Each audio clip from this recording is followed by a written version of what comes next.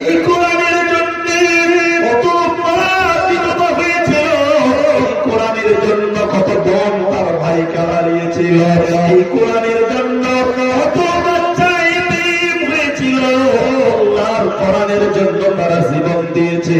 ওকে কোরআনটা এমনি নয়, শহীদের রক্তের বিনিময়ে এসেছে। আমার আল্লাহ বলেন এই কোরআনকে তোরা নিতে দে পারবি না।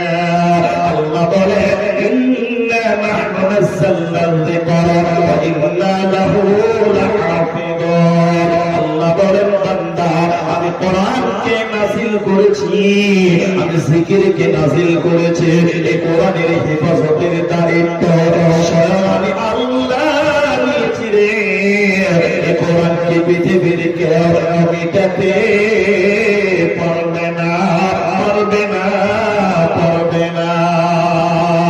আলী কোরআনের সৈনিক আমি নেই তো পরাজয়, এক আল্লাহর গোলাম আমি এই তো পরিচয়, আমার এই তো পরিচয়। আলী কোরআনের সৈনিক আমি নেই তো পরাজয়, এক আল্লাহর গোলাম আমি এই তো পরিচয়, আমার এই তো পরিচয়।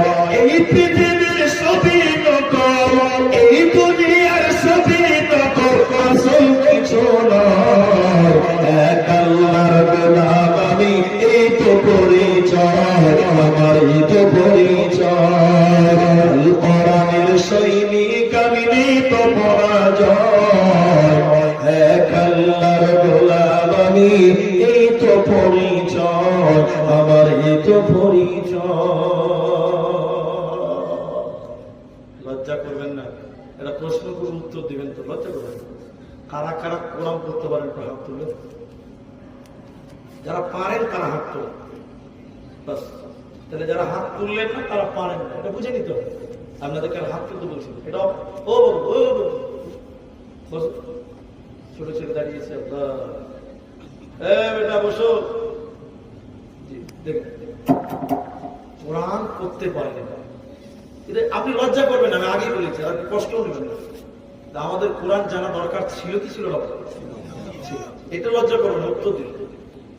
এখন দেখবেন অনেক মানুষ কোরআন করতে পারে না, কোরআন করতে পারে না, কিন্তু যারা কোরআন করতে পারে ওদেরকে দেখতেও পারে না। এরকম লোক আছে না? এখানে বলে জি ভাই, উস্তাদি দেখতে পারে না, পরের বাড়ি খায় কি হবে। মুলবিদের তো আমি নাই যে, এরকম কিছু লোক আছে না নাই বলে, অথচ ওর পেটে যদি বোম মারেন তা আলিফ বার হবে না, এরকম মূর্খ লোক।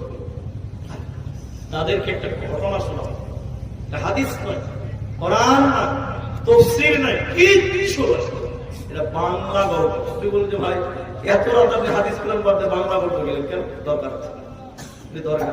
আচ্ছা আপনাদের কি কষ্ট হচ্ছে? আছেন তো আপনারা? একটা দার্শনিক গেছে নদীতে ঘুরতে, এ আপনাদের ফারাক্কা নদীতে। কোন নদীতে গেছে বলে? ফারাক্কা নদীতে ঘুরতে গেছে দার্শনিক। লুডু লিয়ে যায়নি, টাস লিয়ে যায়নি, দাদা লিয়ে যায়নি, ক্রাম লিয়ে যায়নি। তো বলছে যে নৌকাতে তো ঘুরবো, তো টাইমটা পাস হবে কি করে রে? দার্শনিকের চোপা তর বন্ধ হবে না, চপ পক পক পক পক করে করতে থাকবে। ওই একা গেছে তো কি করবে? মনে মনে ভাবছে যে লা চালাচ্ছে না, নৌকা চালাচ্ছে মাঝি মাঝি, ওর সঙ্গে খালি দোস্তি করে দেখে সময় পার হয়ে। আমার কথায় কষ্ট পাবে। দার্শনিক এবার বলছে মাঝি ভাই, মাঝি বলছে জি ভাই, খুব সুন্দর টান দিছে। ওই যে মাঝি বিজ্ঞান বুঝো, বিজ্ঞান বিজ্ঞান। আপনারা বলেন মাঝি বিজ্ঞান বুঝতে পারবেন? জোরে বলেন। মাঝি বলছি কি খায় না পড়ে গেল। তখন দার্শনিক আহ আহ আহ আহ আহ আহ, কত খেয়া পারে, খাই না পড়ে। ওই ঠান্ডা করে হাসছে, হাসতে হাসতে বলছে মাঝি তোর জীবনটা 4 আনাই নিয়েছে। মানুষের জীবন কয় আনা? 16 আনা। কত আনা বলো? 4 আনা বাদ গেল, থাকলো কত? 12 আনা। ফের একটু করে দার্শনিক আবার বলছে মাঝি বিজ্ঞান বুঝো, বিজ্ঞান বিজ্ঞান। যে ভাই আমি লেখাপড়া স্কুল কলেজে দার্শনিক খুব মজা করছে। বুঝে মাঝি রে তোর জীবনটা আটা নাই নিচ্ছে, তাহলে আর কথা থাকলো। আগে ছিল 4, এবার ছিল 4, টোটাল 8 হলো। তাহলে 8 থাকলো। খানিকক্ষণ বলেছে মাঝি ইতিহাস বুঝো, এটা বুঝে নিচ্ছে। কি বুঝলি? আমি বিয়ে করেছি আমার শ্বশুর বাড়ি নদীর ধারে, তো আমার শাশুড়ি মা আমাকে রাজহাঁস রান্না করে খেয়েছিল, ওটাই